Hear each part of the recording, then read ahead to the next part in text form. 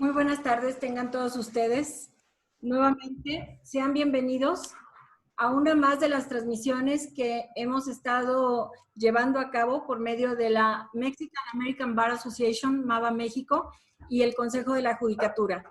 En esta ocasión, hemos hecho nuevamente fusión con la Red Internacional de Derechos Humanos y Derecho Internacional Humanitario. Así que la conferencia del día de hoy, además, se galardonea porque tenemos presente al maestro Trino Padilla, presidente de la Red Internacional de Derechos Humanos. Maestro Trino, sea usted bienvenido. Nos da mucho gusto tenerlo aquí, al igual que a todos nuestros invitados. Quiero comentarles que antes de continuar con la presentación del evento del día de hoy, quisiera hacer una breve mención que no nos hacemos responsables por alguna situación que se nos llegara a presentar. Sabemos que en algunas redes sociales y en algunas plataformas como esta de Zoom ha habido alguna interferencia de pornografía y algunas situaciones violentas, por lo que no nos queremos hacer responsables de este tipo de situaciones, ¿sí? Muchas gracias. Y maestro Trino, pues si me permite, me gustaría muchísimo que nos diera un mensaje de bienvenida a este evento de la red. Muchas gracias, Janet. No, simplemente agradecer la invitación que me hayan permitido estar aquí presenciando esta actividad, darles la bienvenida a la conferencista y a todos los miembros de MABA, que ha sido una organización muy activa en la promoción de la cultura de los derechos humanos, y para nosotros es muy importante poder propiciar o promover y apoyar en lo que podamos este tipo de actividades. En estas condiciones, pues obviamente todo se hace más difícil. Hay que participar a través de estos medios electrónicos, sin la comodidad de estar en algún auditorio en donde uno puede hacer preguntas de una manera más directa, en fin, viendo a todos los demás participantes, pero creo que es bastante importante que estas actividades no frenen. Yo los felicito a todos ustedes y bueno, me da mucho gusto estar aquí con ustedes como espectador. Muchas gracias, Janet. Saludos a todos y a todas. Muchas gracias, maestro. Muchísimas gracias por su atención de estar esta tarde con nosotros, y de igual manera agradecer a nuestro presidente José González Plasencia, presidente de MABA México, por siempre estar tan pendiente de estos mensajes. Muchas gracias, maestro, por su atención, y mandarles un mensaje tanto del señor presidente Ricardo Zuro Esteves, que lo llamaron a otra reunión casi a la misma hora, y el doctor Eduardo Moel Modiano, que tenían pues toda la intención de estar aquí esta tarde con nosotros. Sin embargo, pues se les complican los tiempos por tantas situaciones. Bien, sin más preámbulos, me voy a permitir presentar para esta conferencia Violencia contra las Mujeres en México, una visión amplia. Hemos invitado a dos personalidades de verdad muy expertas en el tema y con una gran trascendencia dentro del ámbito jurídico y del ámbito también de la investigación con los temas de violencia, y sobre todo hacia las mujeres y la militarización, como es el caso de Daira. Me voy a permitir presentar primero a nuestra moderadora invitada el día de hoy, que es la jueza de control y enjuiciamiento del primer distrito judicial, la doctora Jocelyn del Carmen Beja Rivera. Bienvenida, doctora Jocelyn, nos da mucho gusto tenerla por aquí. Ella fue agente del Ministerio Público y directora general de averiguaciones previas, directora de atención a víctimas del delito de la Procuraduría General de Justicia del Estado, directora de disciplina en el Consejo General del Poder Judicial del Estado de Jalisco.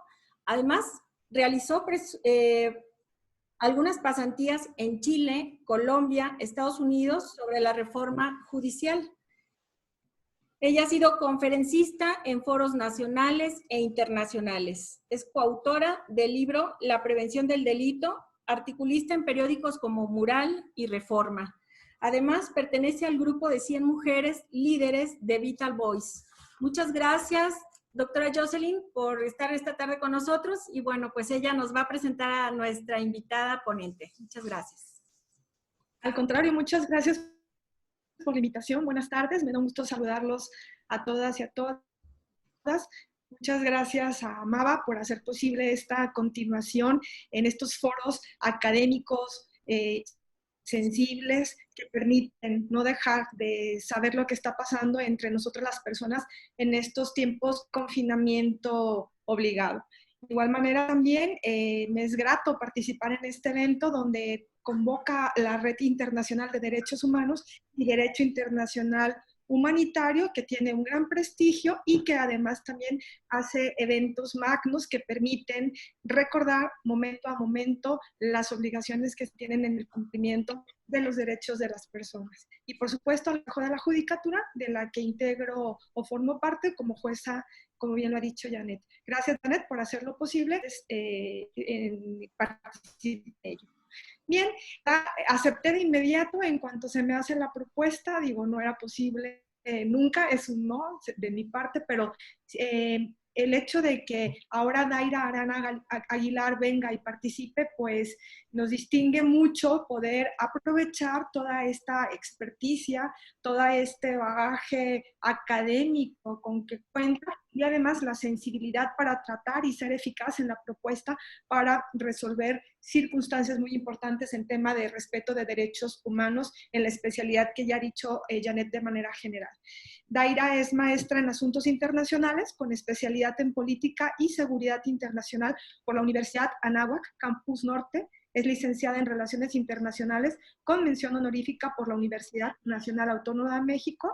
Ha recibido formación en Derecho Internacional Humanitario por el Instituto Internacional de Derecho Humanitario y por el Comité Internacional de la Cruz Roja, así como en Derechos Humanos y Política Criminal por la Universidad Iberoamericana y además por el Centro Perry de Estudios Hemisféricos de la Universidad de Defensa. Ha laborado como investigadora en temas de seguridad pública y uso de la fuerza en la Asociación Civil Causa en Común. Ha sido consultora en temas de entrenamiento y capacitación policial en la Administración Pública Federal de México y ha colaborado en la Delegación Regional del Comité Internacional de la Cruz Roja México y América Central como oficial del programa ante las Fuerzas Armadas. Actualmente, Daira es directora del Centro Feminista de Investigación Social. Te damos la bienvenida y para mí es un placer participar como moderadora en el mismo. Te damos la palabra. Muchísimas gracias, primeramente a Amaba por la invitación, obviamente también a la Red Internacional de Derechos Humanos y Derecho Internacional Humanitario por la consideración nuevamente para abordar un tema que sigue siendo muy sensible en nuestra sociedad, que ver con la violencia que sufren las mujeres. Muchas gracias al maestro Trino también por la consideración y por estar presente en este evento y pues a todas las personas que nos están sintonizando.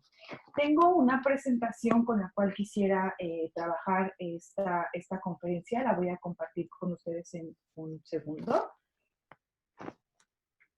Y bueno, como ustedes saben, el título de esta conferencia es La violencia contra las mujeres en México desde una visión un poquito más amplia. Esto quiere decir, pues, abordar algunos temas que posiblemente no están tan presentes en la agenda pública muy mediática que tenemos día a día, ¿no? Antes de comenzar o entrar al tema, quisiera platicarles un poco de qué es el Centro Feminista de Investigación Social.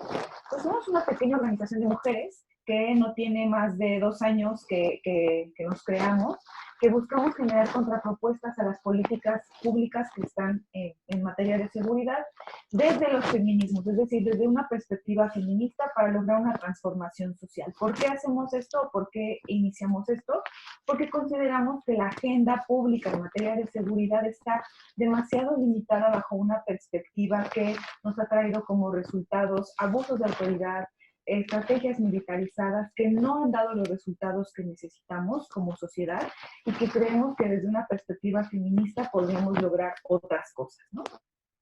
También desde el Centro Feminista de Investigación Social estamos impulsando algo que llamamos Red Disruptiva, en la cual mujeres interesadas en temas de seguridad y justicia de diversos ámbitos, o sea, no solamente tienen que ser abogadas, politólogas o internacionalistas, sino cualquier mujer que esté interesada en estos temas, pues compartimos nuestras experiencias y consideraciones sobre estos temas.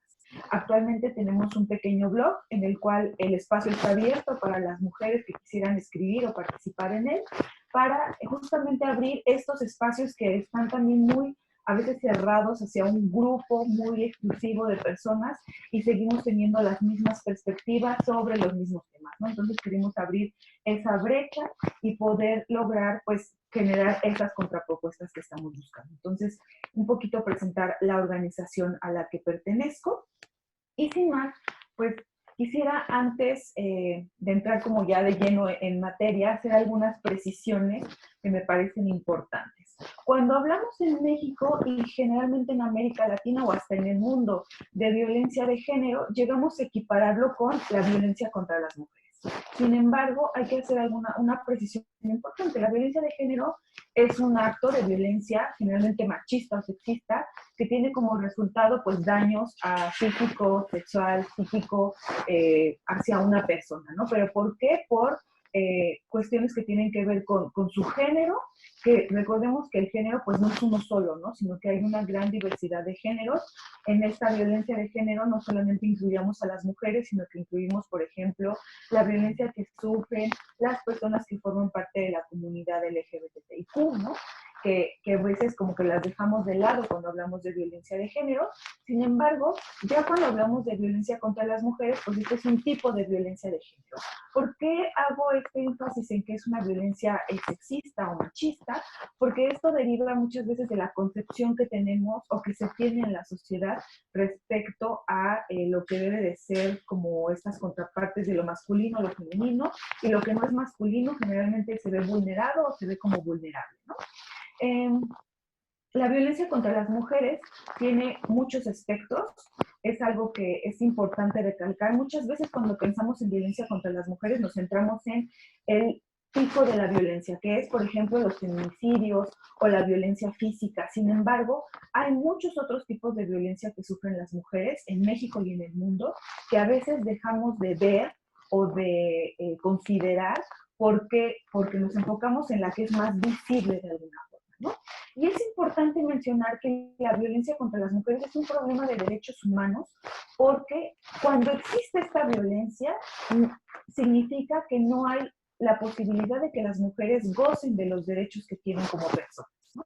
En el momento en el que, por ejemplo, una mujer sufre violencia patrimonial, es decir, que su pareja o alguna persona no le permite contar con bienes o se apropia de sus recursos económicos, no le permite trabajar o si trabaja se queda con el dinero, este tipo de cuestiones que son tipos de violencia que tal vez no vemos tanto en los medios de comunicación, por ejemplo, impiden que las mujeres gocen de ciertos derechos particulares, por ejemplo, el derecho simple a la libertad, ¿no? La libertad de hacer con sus recursos y con su vida lo que esa persona quiera hacer, ¿no? Entonces, es muy importante recalcar este tema, sobre todo hablando de que estamos en un evento que es parte de los esfuerzos que hace la Red Internacional de Derechos Humanos y de Derecho Internacional Humanitario, poner ese dedo en el renglón, ¿no? La violencia contra las mujeres significa que no estamos logrando igualdad en el goce de derechos de todas las personas, ¿no? ¿Qué es lo que sucede en México? ¿Qué tenemos? Me gustaría compartir estas reflexiones porque podemos hablar mucho de los datos, ¿no? Datos actuales sobre qué está pasando con la violencia contra las mujeres, pero no debemos de olvidar que esta violencia es una expresión del sistema patriarcal en el que estamos inmersas todas las personas en este país, y no solo en este país, sino en el continente, y podemos decir que en el mundo, ¿no? Hay cuestiones en las que las culturas a nivel internacional se diferencian, pero lamentablemente a veces cuando hablamos de violencia contra las mujeres es algo en lo que coinciden todas estas culturas, ¿no? Y eso es muy, muy grave. Y a lo largo de los años, esta violencia de alguna forma se ha modificado, y se ha modificado a nivel discursivo, no tanto en cómo ocurre, dejando de ser un asunto privado a ser un asunto público, aunque desde siempre tuvo que serlo así, y me explico. Hace tal vez 20 o 30 años, la violencia contra la mujer era sinónimo de violencia intrafamiliar, es decir, un tema que ocurre dentro de los hogares y que solamente es, o sea, la relación solamente la veíamos como la pareja en contra de esa mujer, ¿no? Pero es algo privado, es algo que se tiene que resolver en casa, es un problema que no es público, cuando sí es un tema público. Es un tema público, ¿por qué? Por lo que les mencionaba anteriormente, ¿no? Cuando toca el tema de derechos humanos, donde los estados tienen una obligación de proteger y garantizar estos derechos hacia todas las personas, cuando hay un grupo de personas que no pueden gozar de estos derechos, es un tema público, es un tema de Estado y debe de ser atendido como tal. Y por ejemplo, si pensamos antes de todo esto que vivimos en la pandemia, tuvimos una marcha muy importante a nivel nacional el 8 de marzo, tuvimos un paro de mujeres el 9 de marzo, y algo que se logró en ese mes mucho antes, que es algo que ha ido trabajando los movimientos feministas a lo largo de bastante tiempo, es justamente sacar este tema de la violencia contra las mujeres de ser algo que es del ámbito privado, del hogar, a que sea un tema del ámbito público y que sea un tema de importancia del Estado. Esto es muy importante. Aquí en esta presentación que les comparto, pongo dos pequeñas imágenes que a veces circulan en redes sociales sobre los manuales de la buena esposa, por ejemplo, ¿no? Y son importantes retomarlos porque nos dan esta idea que se tiene en la sociedad muchas veces de lo que tienen que ser las mujeres, ¿no? Y ahí ya me voy un poquito a lo que está pasando ahorita con la pandemia. Después de que teníamos toda esta noción de las mujeres se apropian de los espacios públicos en muchos aspectos, en muchos sentidos, de pronto otra vez estamos regresando, ¿no?, a los espacios privados, y muchas personas dicen, bueno, es que una de las ventajas de la pandemia es que los roles de género se ajustaron otra vez, ¿no? O sea, regresamos a esa normalidad. ¿Cuál es la normalidad? Hombre proveedor, mujer en casa, ¿no? Mujer en casa atendiendo a los hijos, mujer en casa que cuida, mujer en casa que prioriza las necesidades de los otros sobre sus propias necesidades, y eso que desencadena, pues, una falta de goce de derechos, ¿no? Entonces, este es el tipo de sociedad en el que realmente estamos inmersos. Podemos decir, bueno, es que en mi casa, por ejemplo, eso no sucede, o yo no soy así, o yo tengo, claro, cada persona tiene una experiencia individual, sin embargo, cuando ya hablamos de una visión amplia, vemos que esta es la generalidad, todavía, ¿no? Siglo XXI, todavía estamos inmersos en este tipo de pensamiento. También tenemos que hacer énfasis en algo muy importante, que los principales agresores de las mujeres son hombres. Y son hombres no solamente en los hogares, cuando hablamos de las parejas, los padres, los tíos, son en el trabajo, cuando este tipo de violencia en la cual las mujeres son menospreciadas, el famoso mansplaining, cuando son ninguneadas, cuando las ideas que tienen en un equipo de trabajo donde hay hombres son relegadas.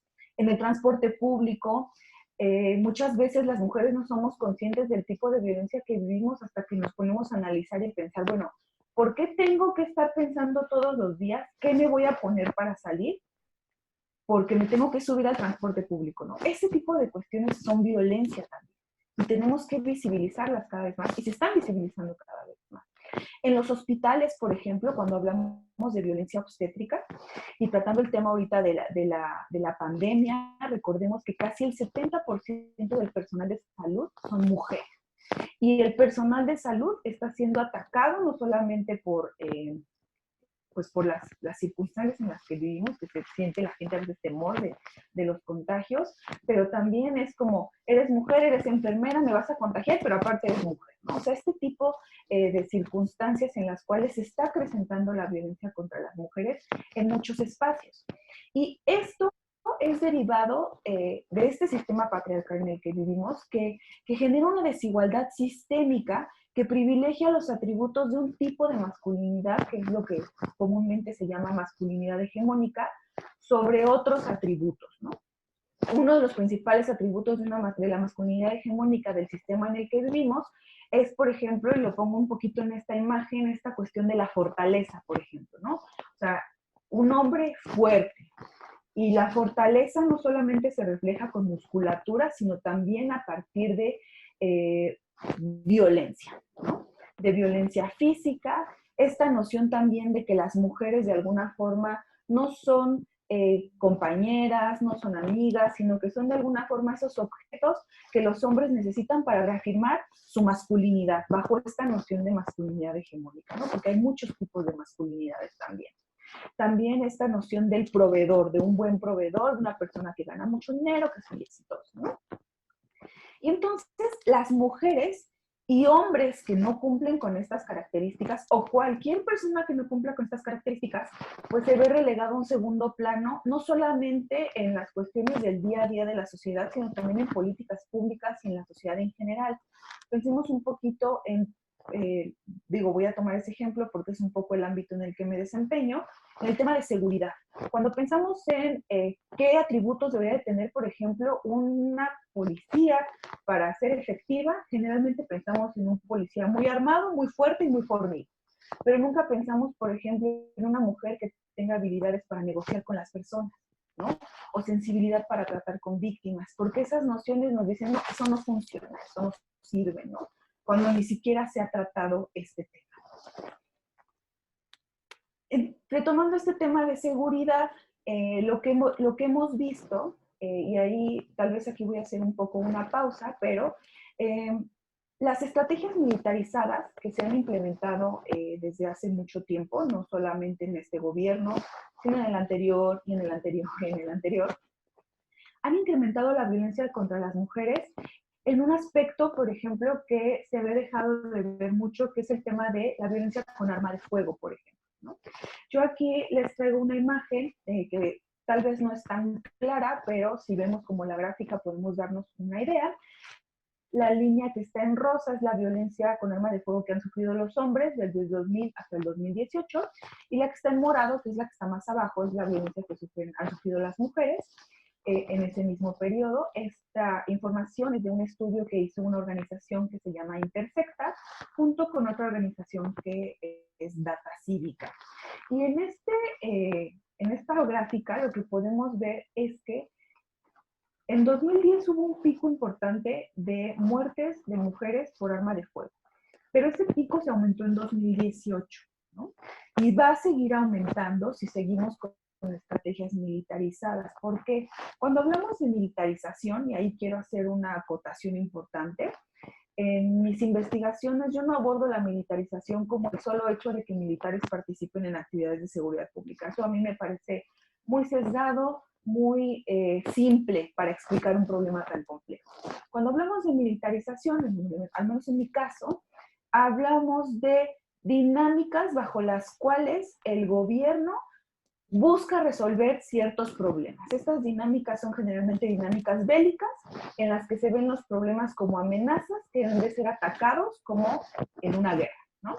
Entonces, lo que tenemos es que en materia de seguridad, muchas veces lo que se ha hecho es que, lo escuchamos muy seguido, combatir crimen organizado, guerra contra el narcotráfico, este tipo de términos que escuchamos muy recurrentemente y que, por ejemplo, seguimos escuchando ahorita con la pandemia, ¿no? ¿Cuántos de nosotros no hemos escuchado? La gente está, los médicos están combatiendo el COVID-19, ¿no? ¿Realmente están combatiendo o estamos banalizando los términos de guerra y podríamos referirnos, los médicos están trabajando para reducir, ¿no? Las muertes por COVID-19, ¿no? Que es diferente. Pero entonces estamos en estas dinámicas militarizadas en las cuales las mujeres en los espacios públicos y también dentro de sus hogares están sufriendo cada vez más un tipo de violencia que está enfocada al uso del arma de fuego, ¿no? Entonces tenemos más armas de fuego en la población y las mujeres son más víctimas de esta violencia. Además, hay que recalcar que la visión de seguridad pública que se tiene en la actualidad está basada en una visión muy masculina que deja fuera muchos otros tipos de violencia. Y ahí por eso quería hacer este corte, porque de aquí tengo otros datos que generalmente cuando hablamos de violencia nos enfocamos únicamente contra las mujeres, nos enfocamos únicamente en feminicidios, homicidios dolosos o culposos y tal vez lesiones, ¿no? Pero dejamos fuera otros tipos de violencia que también son muy importantes tomar en cuenta y que derivan justo de esta perspectiva masculinizada bajo esta noción de masculinidad hegemónica que tenemos, ¿no? Y que si no rompemos ese esquema, muy poco vamos a poder lograr para reducir la violencia contra las mujeres, ¿no? Entonces, Ahí quisiera detenerme un poco. No sé si Jocelyn tuviera algo que comentar, alguna pregunta que haya surgido hasta ahora de la audiencia. Y claro que sí, con mucho gusto. Es muy interesante lo que estás planteando y te vas en tema de la violencia contra las mujeres, qué es, cuáles son las formas de violencia, pero luego tocas un tema muy sensible y además muy, muy actual para nuestro hecho, el hecho de la militarización y el hecho de que esa militarización estadística que estás presentando se ejerce en un porcentaje más alto en perjuicio contra las mujeres o de violencia contra las mujeres. Aquí me gustaría a mí hacer dos espacios. El primero, preguntaría, ¿tú cómo lees? Estamos aprendiendo una lección día a día con este tema de la pandemia, cada uno en su propio entorno, en este entorno de convivencia, y lo podemos también contribuir o aprender de los demás. Pero yo te pediría en estas lecciones que estamos aprendiendo, que ya no volveremos a ser los mismos y que esto nos plantea situaciones diferentes de convivencia. Estas mujeres que se encuentran en confinamiento obligado, como por razones públicas, sabidas, obvias, y que están siendo víctimas de salir a la calle a pedir apoyo. La infraestructura o las instituciones de gobierno están marcando aún más esa diferencia o esa falta de posibilidad de acceso a la justicia para las mujeres. Este confinamiento facilita la posibilidad de agresiones en el entorno de una convivencia cotidiana sin poder tener acceso, y que además también sabemos el otro tema fue una debida asistencia a las víctimas de estos delitos. ¿Cómo debe de estarse preparando ya el Estado? Porque desafortunadamente, como dicen los especialistas, esto llegó, puede mutar y quizá pueden venir luego otros. Nadie lo deseamos, pero es el panorama real que estamos viviendo, y sobre realidades tenemos que trabajar y pensar también en un futuro inmediato. ¿Qué tendrá que hacer el Estado, qué tendrá la sociedad civil en el tema de evitar lo que ahora están muchas de ellas? Sí, claro. Creo que eso es muy importante, ¿no? No solamente pensar en los problemas previos, sino ya en esta llamada nueva normalidad, que es una contradicción, ¿no? Hablar de una nueva normalidad. ¿Qué se tiene que hacer, no? Pues primero, creo que entender el problema que se tiene, ¿no? No solo durante este tema de la pandemia, sino previo a ello, realmente que haya una comprensión de cuál es el problema que tenemos, ¿no? A partir de ello, pues generar justamente políticas públicas que sean realmente evaluables y que realmente permitan tener un acercamiento con las víctimas, ¿no? Y que no solamente nos estemos enfocando en crear como grupos especiales que atiendan a las mujeres víctimas de violencia, sino que cuando hablamos ya, por ejemplo, en este caso, una perspectiva de género, esté inmersa en todo lo que hace el Estado, ¿no? Eso es muy, muy importante, porque muchas veces tenemos respuestas que pueden ser como, bueno, a nivel de justicia se crea una fiscalía especializada para temas de las mujeres, ¿no? Pero a veces no hay recursos, tardan mucho en implementarse. ¿Por qué? Porque hay que especializar al personal y infinidad de cuestiones.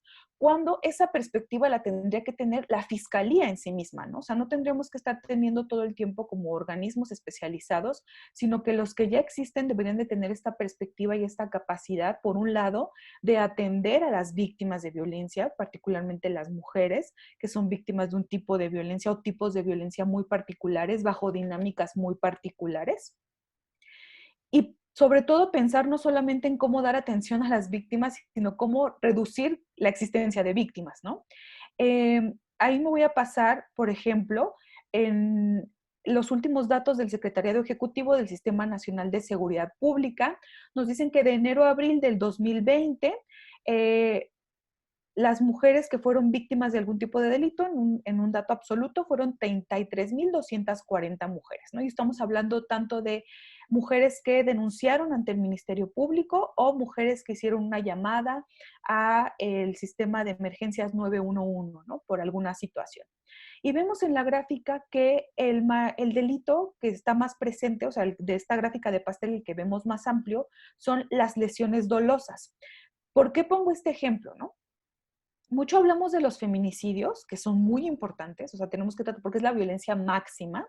Sin embargo, debemos de poner ojo justamente en este tipo de delitos, como las lesiones dolosas. ¿Y en qué sentido?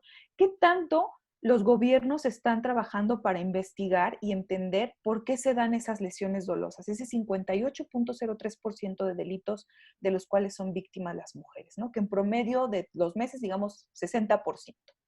¿Esas lesiones dolosas son la antesala de un feminicidio? Es una pregunta que debemos o que se deberían de hacer las autoridades, por ejemplo, en el tema de impartición de justicia recurrentemente, ¿no? Si esa víctima denunció, tuvo lesiones, está en peligro, ¿qué seguimiento se le va a dar? ¿Qué acompañamiento se le va a dar? ¿No? Las víctimas de feminicidio previo a eso habían sido víctimas de lesiones dolosas. Son preguntas que a veces suenan como muy obvias, pero que es importante retomar porque muchos otros delitos de los cuales son víctimas las mujeres, que no necesariamente son los feminicidios, pueden ser la antesala de ese gran delito que tanto nos preocupa, ¿no? Ese promedio de 10 que está subiendo ya a 11 mujeres diarias que son asesinadas en México. Y si lo vemos con este porcentaje, podrían ser muchas más, ¿no? ¿Qué tanto se está poniendo ahí el dedo en ese renglón, ¿no? Y eso es muy importante. ¿Qué tienen que hacer los gobiernos a partir de toda esta realidad? Pues tienen que prepararse, pero con cosas que tienen que haber hecho previamente, ¿no? Entender la dinámica, entender el problema y abordarlo desde una perspectiva de género, ¿no? Que es algo que se escucha mucho, lo decimos un montón, ya parece como disco rayado, ¿no? La perspectiva de género, pero es sumamente importante porque no puedes tratar igual a una víctima de lesiones dolosas, hombre que fue en una riña en la calle, ¿no? A una mujer que fue víctima de lesiones dolosas en casa por su pareja, que de nuevo repito, puede ser la antesala de un feminicidio, ¿no? O de otros delitos.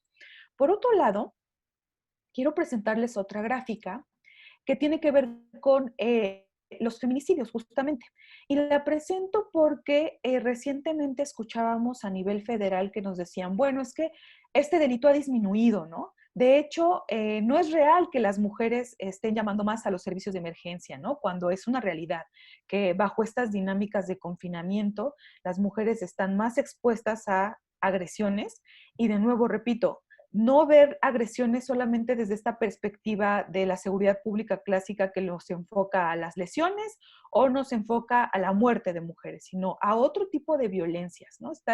Las mujeres están más vulnerables bajo estas condiciones de confinamiento a otros tipos de violencia, ¿no? Como la violencia patrimonial, la violencia sexual, la violencia psicológica, ¿no? ¿Cuántas mujeres en sus casas están al borde del colapso porque están encargadas del cuidado de todos y aparte posiblemente la pareja o el papá o el tío les dicen es que eres una inútil, no sabes lo que haces, ¿no? Este tipo de cuestiones también son violencia, ¿no? Pero no lo visibilizamos en estas gráficas de incidencia porque parecen no ser importantes cuando son un tipo de violencia contra las mujeres, ¿no? Y aquí vemos una disminución de los feminicidios de marzo a abril y podríamos decir, ah, bueno, no vamos tan mal, pero hay un dato que también es muy importante retomar y donde hay un aumento importante y es en los homicidios dolosos en los que las mujeres son víctimas. Y aquí lo quise retomar por dos cosas. Uno, las mujeres siguen siendo cada vez más víctimas de violencia que las mata. Y tendríamos que ver si este número de homicidios dolosos no son una mala clasificación y que realmente serían feminicidios, ¿no? Y por un lado hablamos del feminicidio y decimos está a la baja, pero cuando vemos el homicidio doloso de víctimas mujeres, vemos que aumentó considerablemente de enero a abril, ¿no? Entonces tenemos estos delitos en los cuales se les pone mucho el ojo, pero que el número por sí solo me puede decir todo y me puede decir nada, ¿no? ¿De qué me sirve saber que 267 mujeres fueron asesinadas en abril si no entiendo las dinámicas por las cuales fueron asesinadas, los contextos, si no se hace una relación de esos casos? Muchas veces algo que creo que cuando hablamos de violencia contra las mujeres, los gobiernos tienen que hacer es desprenderse un poco de la noción cualitativa, es decir, de estar contando, para meternos en la noción cualitativa, ¿no? ¿Qué está sucediendo? ¿Cuál es el fondo del asunto? ¿Por qué suceden estos casos? ¿Por qué el tipo de violencia que sufren las mujeres tal vez en el norte no es el mismo que en el sur, ¿no? Y también verlo desde una perspectiva interseccional, ¿no? No es lo mismo la violencia que sufren las mujeres en la Ciudad de México que la violencia que sufren las mujeres, por ejemplo, en comunidades indígenas. Es diferente.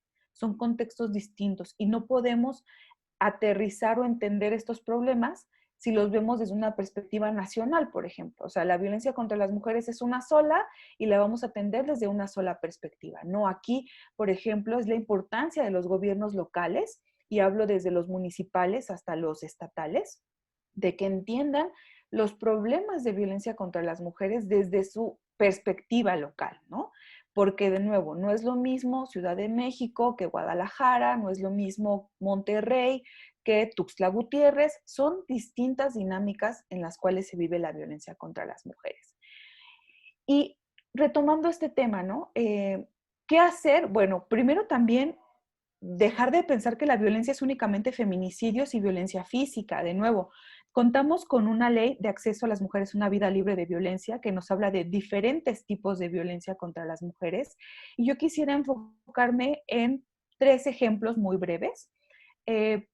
La violencia obstétrica, por ejemplo, que tiene que ver con derechos sexuales y derechos reproductivos. Sigue siendo un debate todavía el tema del derecho al aborto, ¿no? El derecho de las mujeres a decidir sobre sus cuerpos, pero también el tema de derechos reproductivos en el sentido de que cuando, por ejemplo, van a ser madres o están embarazadas, el tipo de violencia que sufren dentro de las instituciones, ¿no? Entonces, cuando pensamos en disminuir la violencia contra las mujeres, a veces lo pensamos únicamente en un sentido de mayor presencia policial, mayor presencia desde la perspectiva de seguridad pública, pero, por ejemplo, ¿qué tanto estamos haciendo con las instituciones de salud para reducir la violencia obstétrica? Aquí yo les pongo una imagen que dice, cállate y puja, ¿no? O sea, es una frase que de seguro muchas mujeres que han estado en una situación de parto han escuchado por parte de los médicos y que de pronto se ve muy común, pero que cuando la analizas dices, eso es violencia contra las mujeres, ¿no?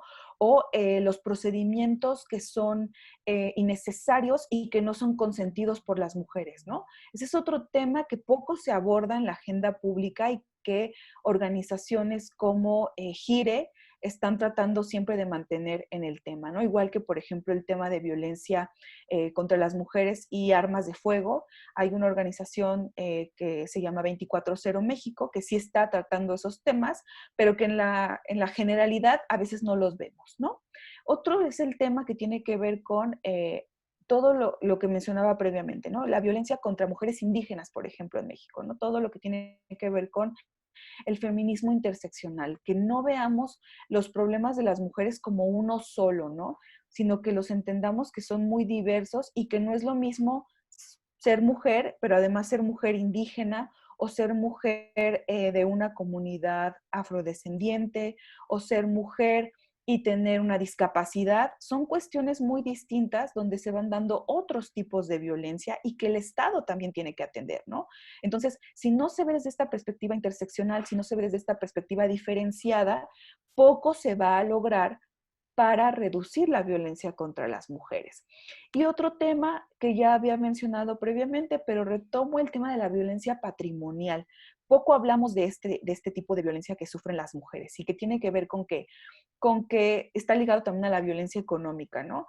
No te permito trabajar y si trabajas, tú me tienes que dar todo el dinero a mí, el hombre administra o la pareja administra el dinero, no te permito que puedas tú comprarte cosas, este tipo de cuestiones que son algo que vemos muy básico porque decimos, el hombre es el proveedor y yo le tengo que entregar esos recursos para que él provea a la casa, ¿no? Cuando en realidad esa es una violación a los derechos humanos de las mujeres y es un tipo de violencia en el cual poco o nada estamos hablando. Entonces, digo, un poquito respondiendo la pregunta de Jocelyn, pero también agregando algunas cosas ahí importantes. Sí, mira, nada más te comparto, bueno, en primer lugar que nos informan que hay diversos funcionarios que se están conectando, que se han conectado a esta transmisión, también por Face, y como es el caso del fiscal estatal de Derechos Humanos de la Fiscalía del Estado.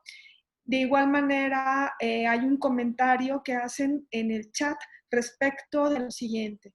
Señala el participante que la violencia psicológica es de las que más se han disparado en las actuales condiciones de contingencia, que la salud mental es un factor que no siempre adquiere la relevancia que debiera para abordar los factores que inciden en la violencia de los hogares, sobre todo en estos momentos de confinamiento.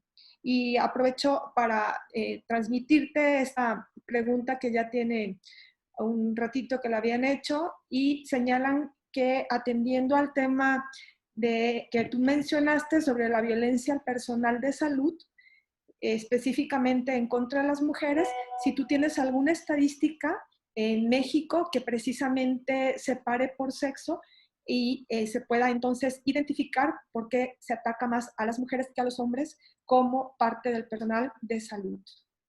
Okay. Respondo esa segunda y después me paso a la anterior. No hay una estadística concreta y certera que justamente desagregue por sexos, ¿no? Que eso es algo que cuando hablamos de datos a nivel cualitativo, es algo que se exige mucho, ¿no? Hay que desagregar por sexos la información porque si no, no podemos ver tendencias de violencia de género o de violencia contra las mujeres, ¿no? Entonces, en México actualmente no hay una estadística certera y concreta sobre cuántos tipos de agresiones sufren el personal de salud. Lo que vemos es como todos estos casos mediáticos, ¿no? Enfermeras que les rociaron cloro o que les avientan café caliente porque van con su uniforme y los vayan a contagiar. Pero digamos que me centro en la estadística global en cuanto a que el 70%, y lo reitero, el 70% del personal de salud en el mundo son mujeres, ¿no? Y en México no es la excepción, ¿no? O sea, la mayoría del personal médico, que no solamente son médicos, sino también son enfermeros y enfermeras, ¿no? El personal que trabaja en hospitales en general, trabajadoras y trabajadores sociales, ¿no? Son en su gran mayoría a veces mujeres, ¿no? Pero desafortunadamente no contamos al día de hoy con estadísticas claras, desagregadas por sexo que nos digan, uno, de todo el personal de salud, ¿cuántos han sido agredidos? ¿Por qué? Porque muchas veces no los denuncian, no se reportan, ¿no? Lo que conocemos son casos de redes sociales que no permiten hacer como un rastreo concreto. Y dos, pues no están desagregados. Lo que poquito que existe no está desagregado por sexo, ¿no? Entonces ahí hay una falla importante y creo que eso es algo que los gobiernos tienen que empezar a atender, ¿no? A rastrear quiénes han sido víctimas de violencia por parte de los servicios de salud y desagregarlo por sexo y sobre ello determinar dinámicas, ¿no? Y por otro lado, el tema de la salud mental me parece que sí es un tema súper importante, ¿no? De nuevo, otro tipo de violencia del que poco hablamos o del que digamos que no le damos importancia porque bajo este sistema donde privilegiamos la masculinidad hegemónica, no estamos dándole énfasis a esos problemas que pueden ser vistos como una debilidad, ¿no? Si tú expresas que te sientes mal porque posiblemente tu pareja o tu familiar te habló mal, te dijo alguna grosería o te trató de una forma que no es como agradable para ti, si lo expresas, hombre o mujer, es como un sinónimo de debilidad en esta sociedad, ¿no? Entonces, todos los temas que tienen que ver con cuestiones psicológicas, a veces los vemos no importantes. ¿Por qué? Porque si los digo, si los reflejo, si menciono que tengo un problema al respecto, va a ser visto como que soy débil, como que no soy capaz, como que no puedo hacer las cosas, ¿no? Y eh, justamente sí, es un tema del que poco se está hablando y que posiblemente sea de lo que más se ha disparado ese tipo de violencia actualmente con el confinamiento. Lo decía yo hace un momento, ¿no? El hecho de que hay varios testimonios en medios de comunicación en los cuales las mujeres dicen, no, pues lo que sucede es que a mí mi esposo todo el tiempo me está diciendo que no sirvo para nada, que soy una inútil, que ahora que no voy a trabajar no sé cocinar, no sé lavar, no sé atender a mis hijos.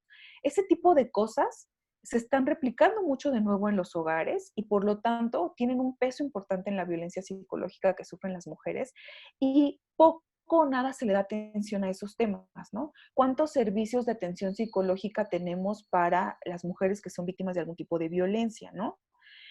sobre todo cuando no es violencia física o cuando no es algo muy visible, es algo que se tiene que trabajar al mediano y largo plazo. Otro tema, ¿qué tanto se trabaja con el agresor, ¿no? Porque no solamente es que la víctima logre tener un centro de tranquilidad, sino también que el agresor pues no repita esas conductas violentas que no necesariamente las refleja a partir de golpes o a partir de acciones físicas, ¿no? Sino que más bien son cuestiones verbales, son ciertas acciones en las cuales se disminuye a las mujeres y que se les ve como un ser inferior, ¿no? Dentro de la casa o dentro de la sociedad en general, ¿no? Entonces, sí es un tema en el que los gobiernos también tienen que poner mucho énfasis, el tema de cómo atender la violencia psicológica, que no solamente sufren las mujeres, ¿no? Sino los hombres también por otros hombres o este tipo de violencia psicológica que se puede sufrir en el trabajo o en otros sectores donde se ve o sea, como algo que no es importante porque es un sinónimo de debilidad, cuando en realidad es un sinónimo de ser humanos, ¿no? De que todos tenemos problemas y de que todos tenemos formas distintas de abordar las situaciones y que necesitamos ese apoyo, ¿no? Sí, siguen llegando las preguntas y precisamente en el tema de la denuncia de la violencia, básicamente lo menciona el participante como las lesiones intencionales o las dolosas. Dice que cómo se puede evitar que sean las mismas mujeres las que no permitan llegar a estas agresiones. ¿Cómo se puede prevenir la violencia? Pues es un tema muy complejo, ¿no? En primer lugar, porque muchas veces esta prevención de la violencia contra las mujeres se asume que es una responsabilidad de las víctimas, ¿no? Es responsabilidad de la víctima evitar ser víctima de violencia, ¿no? Cuando estamos dejando de lado que facilita que los agresores puedan agredir a las mujeres de diversas formas, ¿no? Hay una imagen que circula mucho en redes sociales, que son varias frases que me parecen importantes retomar, y que dice, el problema de todo esto es el pero al que no quieres renunciar, ¿no? Dice, tú no eres violador, pero sexualizas a las mujeres, ¿no? Tú no eres tal cosa, pero haces estas ciertas otras cosas, ¿no? Entonces, a veces cuando queremos buscarle ciertas soluciones al problema de violencia contra las mujeres, el responsabilizar a la propia víctima de lo que le sucede, eso ya es un problema y sigue siendo violencia, ¿no? La responsabilidad de quién es, del agresor, en primer lugar. Eso siempre hay que tenerlo en cuenta. Es decir, ¿cómo hacemos que las mujeres dejen de ser víctimas de violencia? Trabajando con los agresores, no pidiéndole a las mujeres. Muchas veces sucede que hay casos donde si no se entiende bien cómo es la violencia contra las mujeres, por ejemplo, en los hogares, uno diría, es que mi vecina, sé que su marido la golpea, la trata mal, pero ella sigue ahí, ¿por qué no sale? Ya le dije, porque es una dinámica de subyugación y de baja autoestima tal que no es tan sencillo para las víctimas salir de ahí, pero ¿quién le pone énfasis al agresor, ¿no? ¿Quién dice, bueno, voy a hablar tal vez, en lugar de hablar con mi vecina para que se salga de ahí, voy a hablar con mi vecino para que deje de hacer lo que está haciendo, ¿no? Otra frase muy común que escuchamos es como esta muy clásica de el amiga date cuenta, ¿no? Amiga date cuenta que tu pareja no te quiere o que te engaña, pero ¿quién dice, amigo, deja de hacer lo que estás haciendo, ¿no? Todo el tiempo tratamos de poner énfasis en lo que la víctima debería hacer, cuando deberíamos también de estar trabajando lo que el victimario o el agresor debería de dejar de hacer, ¿no? Entonces ese es un gran paso para disminuir la violencia contra las mujeres, dejar de responsabilizar a las víctimas de lo que les sucede y comenzar a responsabilizar a las personas que realmente tienen que ser las responsables, que en este caso son las personas agresoras o las personas victimarias, ¿no? Creo que eso es un paso súper importante y me voy a pasar un poquito en la presentación que les tenía, que es justo, va muy ligado, ¿no? ¿Qué podemos hacer? Pues poner en el centro a las víctimas, pero no desde la perspectiva de son el centro porque es tu responsabilidad salir del círculo de violencia en el que estás, sino más bien entender por qué se dan estas dinámicas de violencia y sobre esto atender las necesidades de esas víctimas, que pueden ir desde ayudarlas a salir de esos lugares donde viven violencia, pero también entender que esos agresores son los responsables y no ellas, como víctimas, ¿no? Y otro tema que tiene que ver con esto, pues es que se deje de ver a las mujeres como un objeto, ¿no? Parece que esto es algo que se ha superado, pero no tanto, ¿no? Seguimos en esta sociedad viendo a las mujeres como un objeto de cualquier cosa, ¿no? No solamente pensemos en temas de un objeto sexual, que es como lo más común, sino también como en un objeto que está ahí para satisfacer los deseos y las necesidades de los hombres, ¿no? Entonces debemos de dejar de ver a las mujeres como eso y pasar realmente a ver a las mujeres, si no como iguales, porque ese término llega a causar mucho conflicto a veces, sí como sujetos iguales de derechos como todas las otras personas, ¿no? Entonces, esos dos cambios creo que principalmente pueden ayudar a reducir ciertas dinámicas de violencia, pero no todas, ¿no? Y creo que el desprendernos de este discurso en el cual si una mujer vive violencia es su culpa y empezar a pensar que la culpa es de quien la agrede o de quien la violenta, puede ser un gran paso en la sociedad para poder ver el problema desde otra perspectiva. También te preguntan que qué porcentaje hay de violencia obstétrica en este año, en el 2020, qué parámetros existen para determinarla. Y esta persona manda un saludo desde el Centro Médico ABC. Te lo transmito tal cual. Pues estadísticamente, digamos que las cifras con las que yo cuento actualmente en el tema de violencia obstétrica son un poco más globales, bajo esta noción de que soy internacionalista. A veces me gusta ver estas perspectivas un poco más amplias que en el país, pero el problema con la violencia obstétrica, de nuevo, como con otros tipos de violencia, es que muy pocas veces se denuncia, por ejemplo, y que cuando se denuncia es como de, voy a dar como frases que se escuchan en los testimonios que me ha tocado leer o revisar. Es como de, señora, pues ¿para qué se queja? Si no quiere sentir dolor o si no quiere que la regañen, ¿para qué tiene hijos, por ejemplo, no?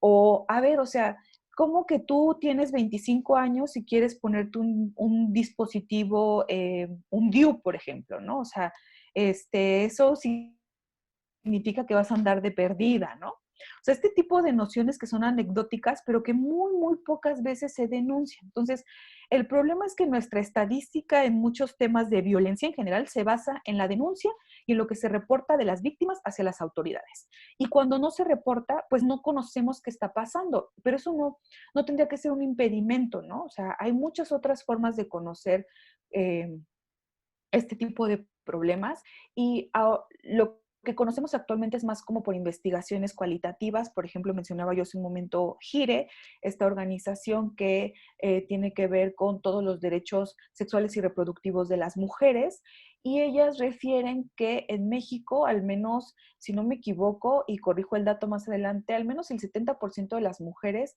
han sido víctimas de algún tipo de violencia obstétrica, ¿no? Y violencia obstétrica no solamente es cuando vas a tener un hijo, ¿no? Sino todo el tema que tiene que ver con los derechos sexuales y reproductivos y tu contacto con el médico o el prestador del servicio de salud, ¿no? Médico o enfermera, ¿no?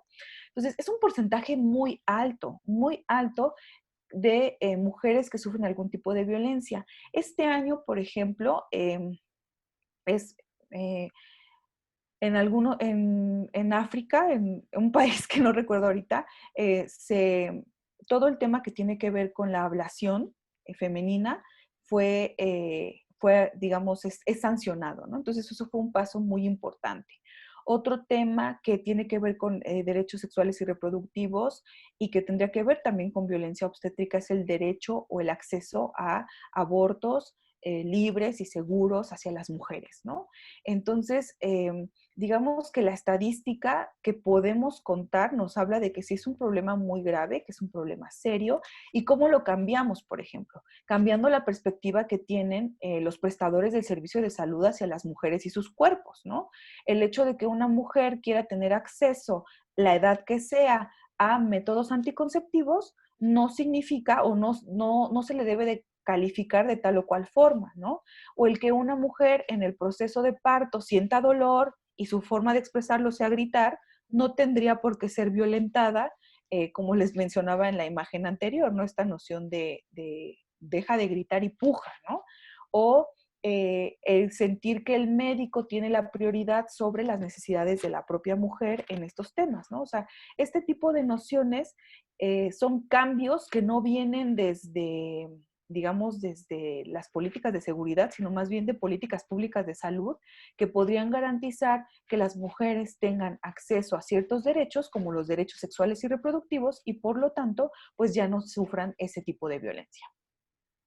¿Tú crees que, y esto ya es de mi parte, ¿tú crees que debe de haber una diferencia para entrenar o capacitar a los policías estatales, a los policías federales, que a los integrantes de órganos de militares como que pertenecen a la Secretaría de la Defensa? ¿Hay una diferencia para que prevenir la violencia contra las mujeres? Porque has hablado de un abuso mayor por parte de militares respecto de esta violencia ejercida contra las mujeres, aunque también me gustaría saber sobre qué hechos son bajo los que tú haces esta afirmación. ¿Qué tipo de violencia sabes o está contada o está feratada respecto de esta violencia que se ejerce contra las mujeres? Bueno, ahí tenemos varias encuestas de INEGI, por ejemplo, la EMPOL, encuestas que hablan sobre tortura, donde hay las víctimas, o sea, las mujeres víctimas de algún tipo de violencia sexual, por ejemplo, por parte de agentes de seguridad, fueron más las víctimas de agentes de la Marina que de otras corporaciones de seguridad, ¿no? El porcentaje es muy, muy alto. Víctimas de violencia o de tortura sexual, ¿no? Tanto hombres como mujeres, pero las mujeres detenidas en un 60 o 70% eran víctimas de violencia sexual, de tortura sexual por parte de elementos o, bueno, agentes de la Marina Armada de México, ¿no? Esas estadísticas las podemos encontrar en la página del INEGI, están hasta el año 2017, es decir, todavía nos faltaría actualizar esas dinámicas, pero justamente aquí es lo que mencionaba hace un momento cuando se está esta acotación de qué es la militarización. Si pensamos que la militarización es solo el hecho de que los militares estén haciendo labores de seguridad pública, vamos a pensar, es que claro, la formación que tienen militares y policías pues es muy distinta, ¿no? Y por eso es que tenemos estos índices. Sin embargo, si nos metemos a rascar muy bien el tema de la formación policial en este país, en muchos casos esa formación también es muy militarizada, pero más allá de eso, de ver la forma de actuar como una dinámica de combate, en estas instituciones prevalece una noción de masculinidad hegemónica que mencionaba yo previamente, ¿no? Donde lo que prevalece es la fortaleza, lo que prevalece es atender los problemas con violencia física y todo aquello que no corresponda a eso es inferior, es vulnerable y por lo tanto mi forma de ejercer poder es vulnerándolo más, ¿no? Esto es algo que se tiene que desprender de ambas instituciones, tanto instituciones de Fuerzas Armadas como Fuerzas de Seguridad. Y aquí me retomo a pues, los temas de la Red Internacional de Derechos Humanos y Derecho Internacional Humanitario, ¿no? ¿Por qué? Porque tanto cuando hablamos de derecho internacional humanitario, que es el derecho de la guerra, como cuando hablamos de derechos humanos, en ninguno de estos contextos está permitido, por ejemplo, la tortura sexual contra las mujeres, ¿no? Eso es muy importante. Entonces ahí no podemos decir, es que los militares están capacitados para la guerra y por eso torturan sexualmente a las mujeres. No, porque eso está prohibido, ¿no? Entonces ahí más bien habría que ver qué tanto se están implementando las cuestiones jurídicas que les limitan en ciertas cosas y por otro lado más bien abordar todo esto desde esta perspectiva de qué tanto se está educando a nuestras fuerzas de seguridad o a los elementos de nuestras fuerzas de seguridad desde una perspectiva de masculinidad hegemónica en la cual lo que prevalece es, bueno, lo reitero, un policía eficiente es un policía fuerte y bien armado, pero no es un policía, por ejemplo, cuando pensamos en un policía que es un buen negociador, pensar en un policía que tiene una cercanía con la población increíble y que tiene una sensibilidad para atender víctimas, posiblemente ese policía que le digamos, no sirve porque él no está listo para los golpes, ¿no? Entonces, estas nociones de cómo deben actuar nuestras fuerzas de seguridad claramente influyen en cómo se relacionan con aquellos que ven uno como distintos y otro como más vulnerables, ¿no? Porque también este tema del sistema patriarcal y de todo lo que tiene que ver con la masculinidad hegemónica, relega todo aquello que no es igual y que le parece vulnerable, ¿no? Y entonces aquí también hablamos de la violencia que sufren niños, adolescentes, personas con discapacidad,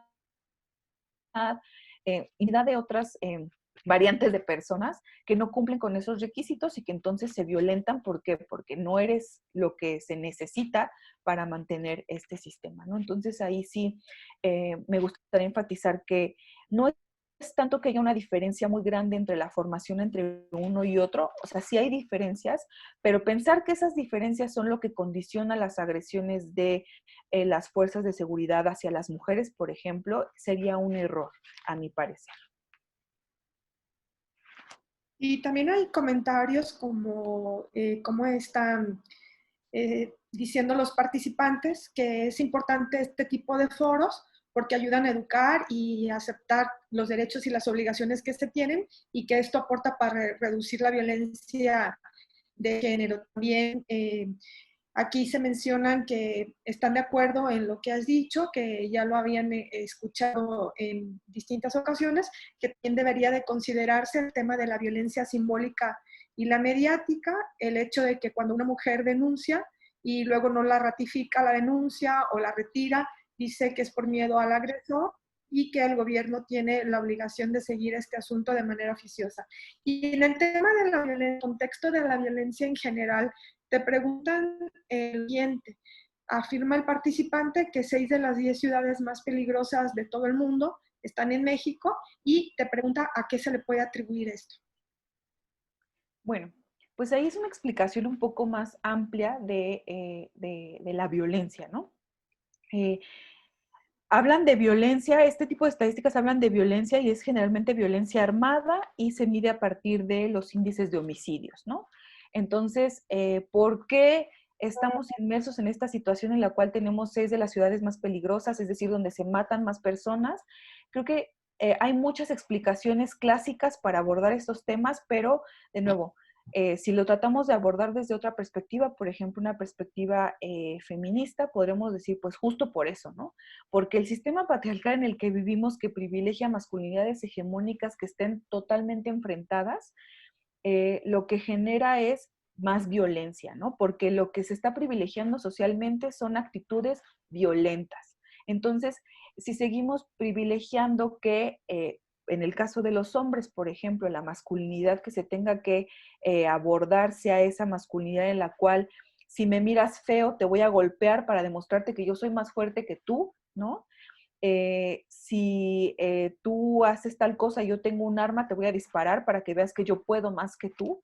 Este tipo de dinámicas que son como, o sea, esta explicación es muy burda, pero creo que abona para entender un poco, nos pueden explicar por qué tenemos esas ciudades más violentas, ¿no? Pensemos un poquito en lo que sucede en Guanajuato, ¿no? Todos los días escuchamos que el fin de semana más violento, ¿y dónde fue? En una ciudad o en un municipio de Guanajuato, ¿no? Guanajuato está viviendo una situación de violencia muy seria, que una explicación muy clásica sería decir, ah, claro, pues es que el crimen organizado y entonces se pelean entre grupos y se matan entre ellos, ¿no? Pero ¿qué genera este tipo de grupos, no? Es, por ejemplo, los estudios que se han hecho sobre la actuación de las pandillas, no solamente en Estados Unidos, sino, por ejemplo, en El Salvador, que es un país que tiene un problema bastante serio con la violencia pandilleril, pero no se ha abordado desde esta perspectiva de por qué estas pandillas son como son, ¿no? Hay varios estudios que dicen, pues justamente porque son un reflejo de esta masculinidad hegemónica, donde las mujeres son objetos de los hombres, donde los hombres muestran su fortaleza o su virilidad o su masculinidad a partir de ser violentos, de ser rudos, de matar gente, ¿no? Entonces, este tipo de nociones a veces como que cuando queremos explicar estos temas de violencia y mencionamos estas situaciones, parece que no convencen a las personas, ¿no? Siempre quieren escuchar como, es el crimen organizado y es el tráfico de armas. O sea, sí, pero ¿por qué se dan estas cosas? Es decir, cuando abordamos estos temas desde una perspectiva feminista, digámoslo así, parece que nos estamos yendo un poquito más abajo del problema, más profundo, ¿no? ¿Por qué realmente los hombres y mujeres que participan en estos grupos criminales son tan violentos, ¿no? Pues porque muchas veces están inmersos en esta dinámica de masculinidad hegemónica y lo que buscan hacer es reflejar su fortaleza a partir de que de ser violentos. Entre más violento, más fuerte. Y esa fortaleza se privilegia porque se privilegia también que la comunidad te tenga miedo, ¿no? Entonces, eso creo que podría explicar muchas de las circunstancias de violencia en las que se viven en este país. ¿Y cómo se atiende esto? Pues de nuevo, desde una perspectiva que aborde diferenciadamente los problemas, desde una perspectiva tal vez más feminista, desde una perspectiva de género, donde entendamos, por ejemplo, que el tipo de violencia que sufren los hombres en este país es distinto al que sufren las mujeres, desde ahí, ¿no? No solamente enfocarnos en el tipo de violencia que sufren las mujeres, sino por qué en México los hombres matan hombres, ¿no? No solamente mujeres, sino por qué entre hombres se están matando. Este tipo de cosas nos podrían ayudar a descentralizar el discurso desde esta perspectiva de la explicación clásica de siempre son grupos del crimen organizado que se están matando entre ellos y por eso hay tanta violencia, y podríamos entender un poco las causas más profundas y atenderlas, pero esto sería a largo plazo, ¿no? O sea, los resultados de atender estas perspectivas de esta manera sería siempre a largo plazo, no se verían resultados en 2 días, porque se requiere, como lo menciono en esta pequeña gráfica, pues un cambio cultural radical, ¿no? Se requiere que realmente haya un cambio en la sociedad donde se deje de ver a las mujeres como un objeto, como seres débiles, los atributos femeninos como algo que no es valioso y que se deje de privilegiar lo violento sobre otro tipo de formas de expresarnos, ¿no? Y fíjate, Daira, que hay una pregunta que está siendo muy reiterada y te quieren que expliques en qué consiste la violencia institucional. Bueno, la violencia institucional es un tipo de violencia que, digamos, como su nombre lo dice, deriva de las propias instituciones, ¿no? Entonces, cuando hablamos de violencia institucional y violencia contra las mujeres, hay un ejemplo muy clásico que tiene que ver con el trabajo de los ministerios públicos y las fiscalías. ¿Qué sería la violencia institucional contra las mujeres en este sector? El que una mujer que es víctima de violencia asista a que quiera poner una denuncia y resulta que no se le atiende porque pues se tiene este sesgo de, bueno, pues si te pegaron algo hiciste, si te violaron de seguro tú lo buscaste, tú lo provocaste, qué hacías a las 12 de la noche en la calle, por qué estabas en esta fiesta, por qué bebiste, todos estos sesgos que responsabilizan a la víctima, ¿no? Y que se vuelve violencia institucional cuando esto no es solamente una persona en un momento concreto, ¿no? Sino que es una visión institucional en o sea, conforme la cual se atienden o se buscan atender los problemas o por los cuales no se atienden, ¿no? Entonces, ese es un ejemplo como que generalmente es el más utilizado, pero podríamos tener muchos otros ejemplos, ¿no? Violencia institucional relacionada con violencia obstétrica. Todo el sector salud realmente no da una atención adecuada a las mujeres cuando éstas van a ser atendidas por diversos padecimientos o cuestiones, ¿no?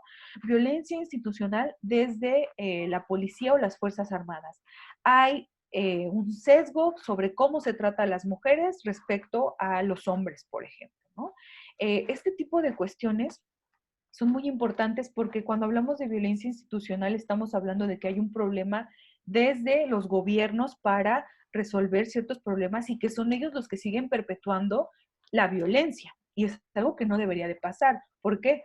Porque una responsabilidad de los gobiernos en materia de derechos humanos es justamente pues reducir los índices de violencia, sobre todo cuando hablamos desde una perspectiva de seguridad humana, por ejemplo, ¿no?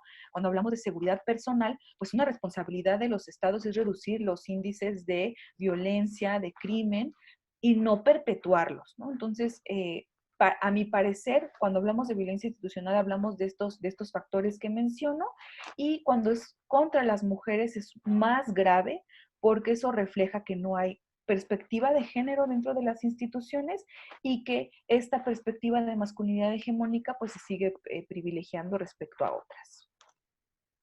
Sí, acá dice uno de los participantes que en las instituciones creadas para la atención de las mujeres víctimas de violencia, las propias autoridades dice, atienden los casos con visión patriarcal, la víctima es revictimizada al ser objeto de críticas y comentarios sobre esas acciones del hombre sobre su persona. ¿Qué medidas, pregunta él o la participante, se deben atender para que se resuelva institucionalmente? Y dice que a dónde debe acudir entonces una mujer que ha sido sometida a esta revictimización por la propia autoridad. Bueno, ahí digamos que la solución que se le ha dado muchas veces a estos casos, es decir, que cuando las autoridades atienden los problemas de violencia contra las mujeres desde visiones patriarcales, es decir, poniendo la responsabilidad en las víctimas, asumiendo que si le pasó lo que le pasó, sea cual sea el tipo de violencia, es porque lo buscó. La respuesta que se ha dado y a partir de exigencias de organizaciones de sociedad civil es esta cuestión que mencionaba al principio de la conferencia de crear organismos especializados, ¿no? Para que tengan este sesgo más de perspectiva de género, que puedan atender a las mujeres bajo la perspectiva específica en la cual tienen sus problemas, pero de ahí entonces se deslinda toda la responsabilidad de las instituciones, ¿no? Porque, es decir, bueno, una persona que llega a denunciar al Ministerio Público y que le digan, no, pues es que tienes que irte al Ministerio Público especializado porque yo no te voy a atender, ¿no? Y además de seguro tú te lo buscaste, ¿no?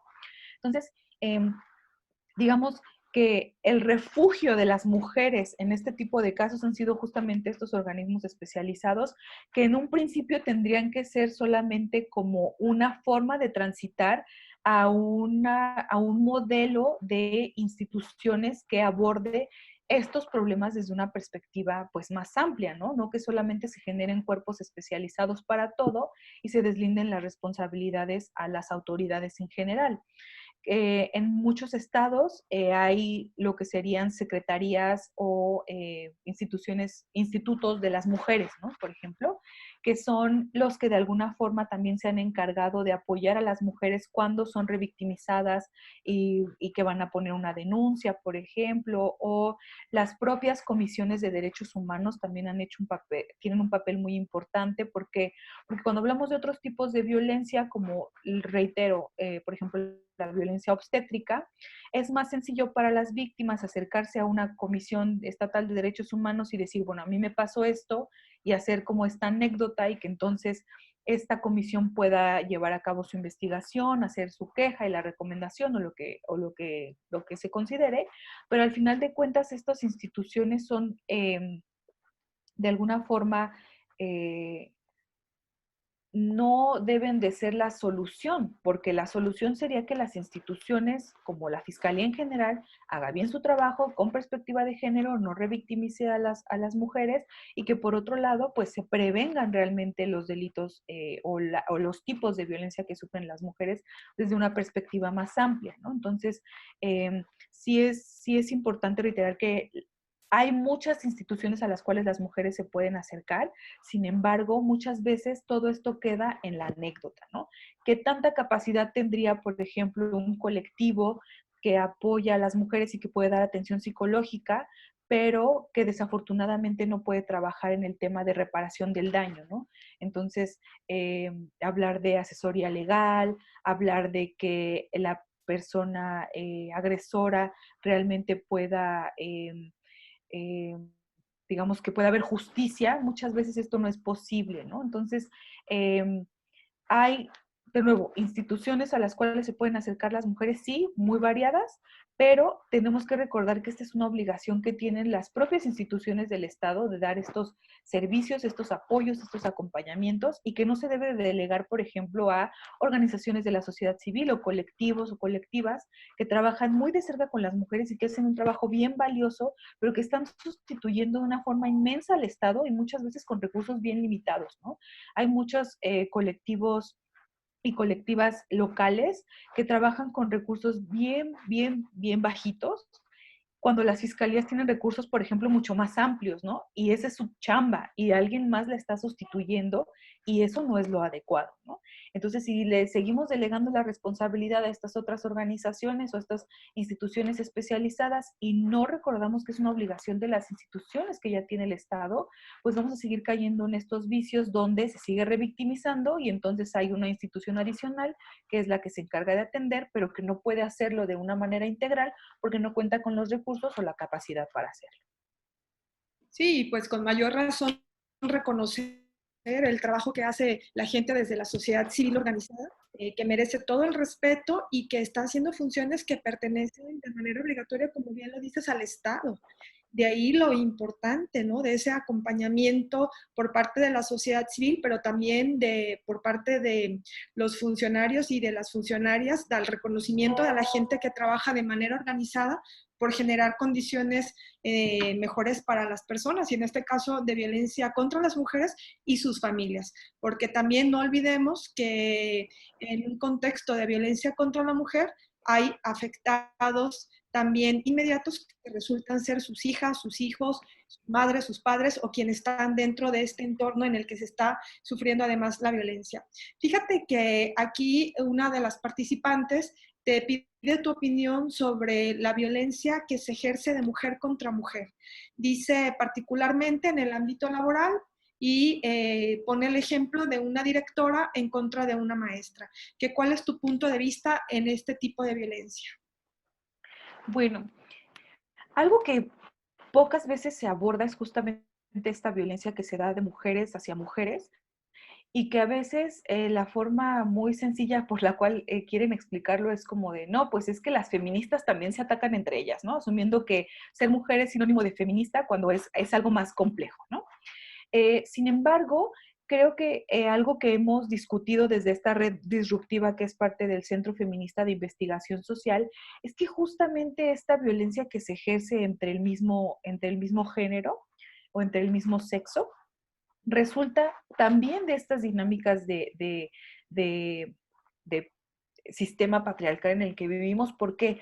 Porque las mujeres de alguna forma estamos condicionadas a competir entre nosotras y a vernos desde una forma individual, no desde una forma colectiva. Por eso cuando empezamos a hablar de la sororidad, este término que escuchamos mucho cada vez más, como que mucha gente dice, ay, bueno, ¿eso qué significa, no? Es ese momento en el que las mujeres nos unimos y nos dejamos de ver como una competencia y pasamos a vernos como, no solamente como hermanas, sino como digamos, estar unidas en una misma situación, en un mismo problema y tratar de solucionarlo juntas, ¿no? Entonces, cuando se dan estos tipos de violencia, sobre todo, hay el ejemplo que ponían, supongo, es una directora con una profesora, ¿no? Ahí hay un problema jerárquico que no necesariamente, por ejemplo, tendría que ver con un tema de género en un principio, ¿no? Desconozco realmente los detalles de este ejemplo, no los conocemos a detalle, pero pues también estas nociones jerárquicas que también derivan de esta noción patriarcal del sistema en el que vivimos, cuando son mujeres con mujeres, ¿qué pasa, no? Muchas veces bajo esta dinámica patriarcal las mujeres caen en una situación en la cual dicen, es que yo tengo que ser la única, ¿no? O sea, entonces, si yo estoy arriba, solo soy yo y no ayudo a las demás a llegar ahí, ¿no? Pero no es porque se tiene todavía esta visión de que las mujeres venimos al mundo a competir, ¿no? A competir por hombres, a competir por trabajos, a competir por infinidad de cosas. Y entonces cuando esta idea se rompe y hablamos de sororidad, lo que vemos es que posiblemente cuando ya se tenga interiorizada esta perspectiva, esta forma de ver las cosas y de decir, las mujeres no somos enemigas, ¿no? Al contrario, somos pares, estamos aquí para ayudarnos y esa directora no tendría por qué violentar a esa profesora si lo hace bajo esta perspectiva, ¿no? Porque de nuevo, no conocemos el caso en particular, pero sí hay casos de mujeres donde digamos, están inmersas en estas dinámicas, ¿no? No recientemente, el año pasado, desde el Centro Feminista de Investigación Social, escribimos un artículo para la revista Nexos, el blog de seguridad, sobre la masculinidad hegemónica dentro de las instituciones de seguridad y abordábamos justamente un tema que tiene que ver con las mujeres dentro de la policía. Y hay muchas mujeres que son inmersas en este tema de masculinidad hegemónica y entonces, ¿qué hacen o qué sucede, no? Denigran a todo aquello que es femenino. ¿Por qué? Porque eso es sinónimo de debilidad. Comienzan a violentar a sus propias compañeras. ¿Por qué? Porque es la forma de sobrevivir en un sistema que privilegia las dinámicas violentas y esta noción de fortaleza, ¿no? Entonces, esto sucede justamente por estar inmersos en esta dinámica, y lo reitero de esta forma porque muchas veces lo que escuchamos es como de, pues es que si entre mujeres se violentan es porque entre feministas se violentan, ¿no? Eso es algo como muy común, lo que escuchamos reiteradamente, y no es así. La verdadera explicación es que son mujeres que para sobrevivir en entornos muy masculinizados, bajo esta noción de masculinidad hegemónica, donde se privilegia la violencia y la fortaleza física sobre otros atributos personales, tienen que caer en esas mismas dinámicas, y entonces todo aquello que no corresponda a eso tiene que ser violentado, sobajado, sometido, ¿no? Entonces, de nuevo, ¿qué se puede hacer en estos casos para que no sucedan? Pues desprendernos de esta noción patriarcal y de masculinidad hegemónica en la que estamos inmersos, y evitar realmente que esto siga sucediendo, ¿no? Y muchas veces el tener el sexo o el género no significa que tengas la conciencia del sexo o del género, ¿no? Eso también es muy importante y no está mal, es una construcción. Las mujeres no nacemos feministas, nos vamos haciendo con el tiempo, con nuestras propias experiencias, con nuestros propios conocimientos, y es algo que se va construyendo con el tiempo, ¿no? Entonces, también entre nosotras es una buena oportunidad para no juzgar a la otra, porque pues sus realidades son distintas. Sin embargo, entender que posiblemente haya mujeres que están más inmersas en esta dinámica de masculinidad hegemónica, en esta dinámica patriarcal, y otras que asumieron que eso no está bien, que eso limita sus derechos, y por lo tanto, pues están tomando otras perspectivas que son más auroras, ¿no? Más de apoyar a la otra y al otro también. Daira, ¿hacia dónde consideras tú que debe de dirigirse la metodología de la educación para prevenir la violencia contra las mujeres o para prevenir la violencia de género? Y hablo de cualquier nivel educativo. Creo que esa es una pregunta como muy importante, porque ponemos justamente el dedo en un tema que siempre decimos que es la solución a todo, pero no sabemos qué hacer, ¿no? O sea, la educación es la solución para todo, pero ¿cómo educamos y para qué educamos, ¿no? Recuerdo mucho estas frases como de educación para la paz, por ejemplo, pero ¿cómo educas para la paz, no? Y ahora, ¿cómo educas para evitar la violencia? Creo que ahí el rol que se tiene dentro de de los hogares es sumamente importante, desde los niños hasta, no solamente pensar en los niños, ¿no? Sino en estas modificaciones de roles de género que hemos ido aprendiendo a lo largo del tiempo, ¿no? El hecho de que, esta oportunidad que nos da el confinamiento es muy importante, ¿no? Porque en lugar de estar regresando a esos roles tradicionales que nos derivan en violencia, deberíamos de estar deconstruyendo esos roles. ¿Para qué? Para evitar esa violencia, ¿no? Entonces, esta es una excelente oportunidad para que hombres y mujeres en casa participen de igual manera en las tareas del hogar, por ejemplo, ¿no? Esta es una excelente oportunidad para que hombres y mujeres en casa tengan las mismas responsabilidades y lo asuman como eso, como una responsabilidad, no un te ayudo, mamá o esposa, mientras está esto, ¿no? No, es mi responsabilidad, por ejemplo, lavar los platos, es mi responsabilidad lavar la ropa, es mi responsabilidad hacer ciertas labores que habíamos asumido propias del género femenino y que más bien son propias de cualquier habitante de un hogar, ¿no?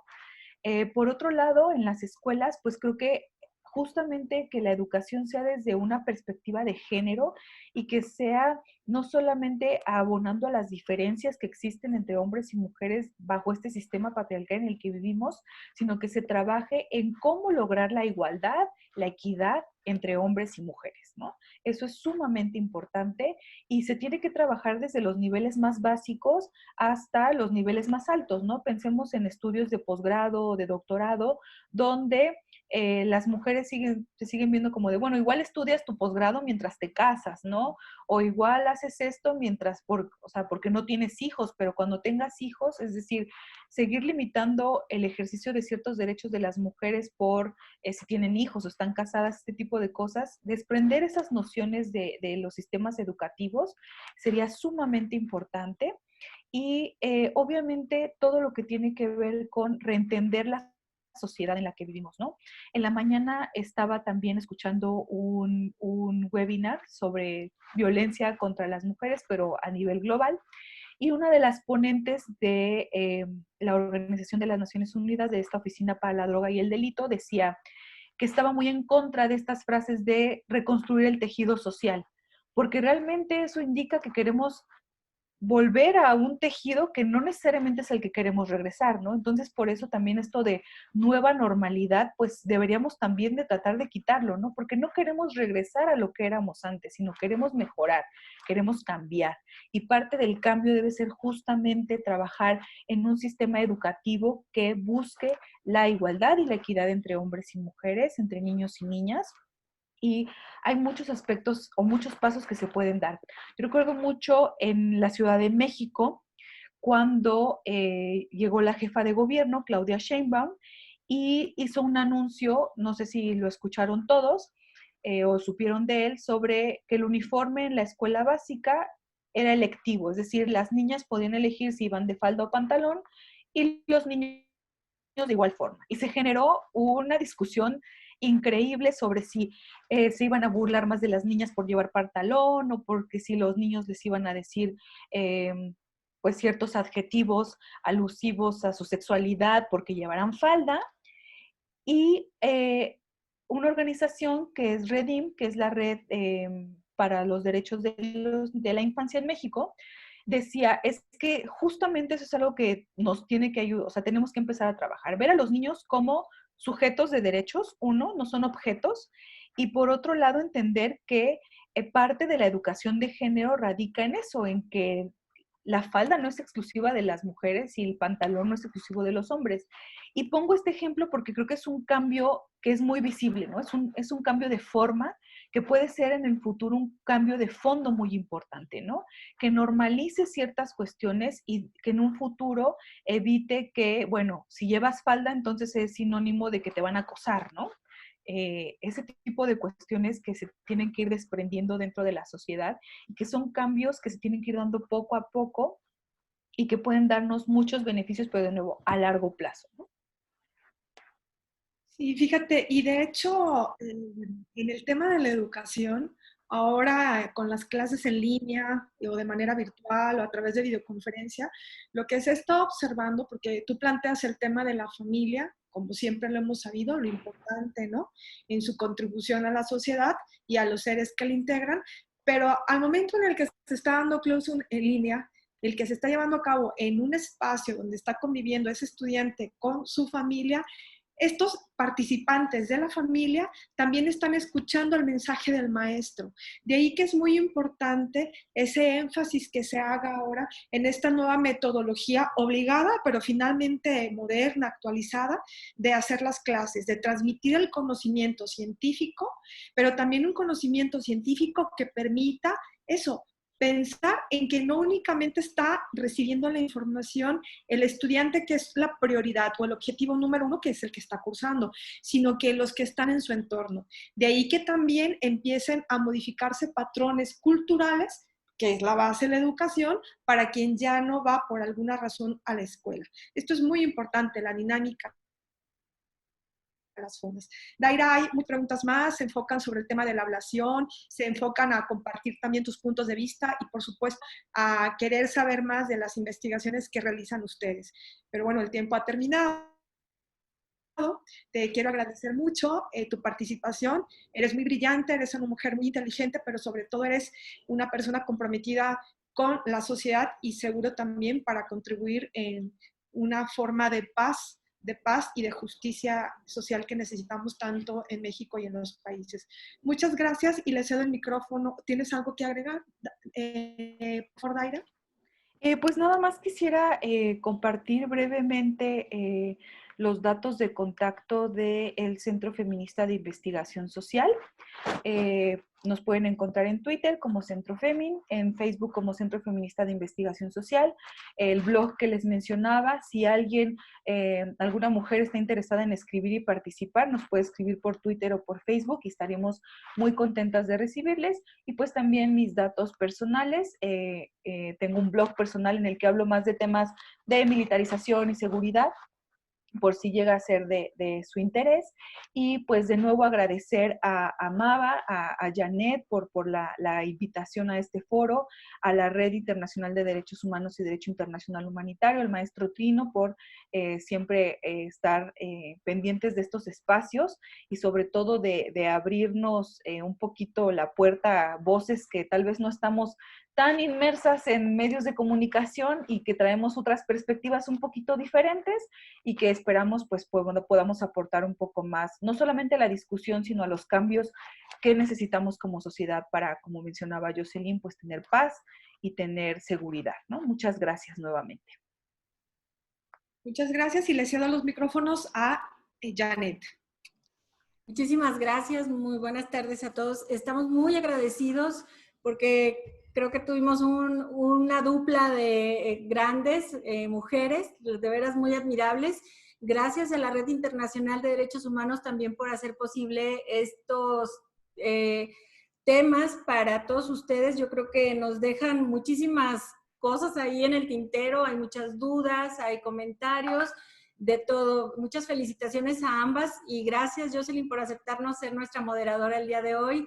Doctora Daira, gracias desde México. Sabemos que está con mucho trabajo conectándose y dándonos este espacio. Maestro Trino, nuevamente muy agradecidos con usted por estar acompañándonos y darnos estas facilidades también para hacer grandes fusiones, sobre todo para nuestras personas que nos ven, ¿no? Que están aquí conectados a través del Zoom y de el Facebook Live, que realmente hemos tenido bastante éxito. Por otro lado, y si me permiten, quisiera comentarles que la próxima semana tenemos también gran trabajo que nos ha costado traer para todos ustedes. Estos dos eventos son magnos también, al igual que el día de hoy. Se llama Medios de Control Constitucional. Ya vamos a entrar también a la materia de amparo con el doctor Francisco Javier Ponce Barba, juez tercero de lo civil, y estará moderando el maestro Alfredo Mata Morales. Seguramente muchos de ustedes los conocen a ambos, grandes maestros en el ámbito del amparo. También el viernes, voy a adelantarles una probadita, si me permiten, tendremos un panel binacional, es México-Estados Unidos, con la impartición de justicia ante la emergencia y sus retos. Estará con nosotros el doctor José Ramón Cosío Díaz, ministro en retiro de la Suprema Corte de Justicia de la Nación, y el doctor Sergio Tapia, que es el honorable juez asistente de supervisión del Tribunal Superior de California desde el Condado de Los Ángeles. Pues bien, apártenos sus fechas. Recuerden que estamos con ustedes los martes y los viernes a las 5 de la tarde y bueno, pues todos serán bienvenidos. Agradecemos nuevamente a todos ustedes por su asistencia y su puntualidad, como siempre. Muchas gracias y que tengan una excelente tarde. Adiós.